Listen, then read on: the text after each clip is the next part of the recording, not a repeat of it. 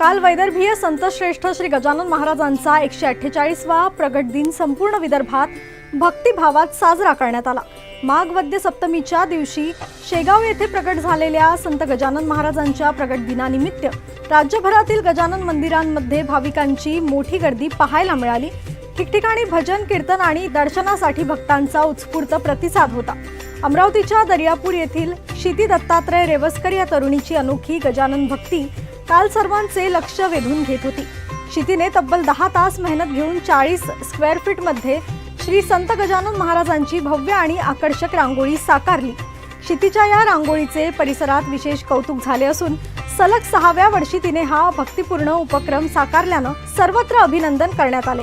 गजानन महाराजांच्या प्रगट दिनानिमित्त श्रद्धा, कला आणि भक्तीचा सुंदर संगम काल पाहायला मिळाला।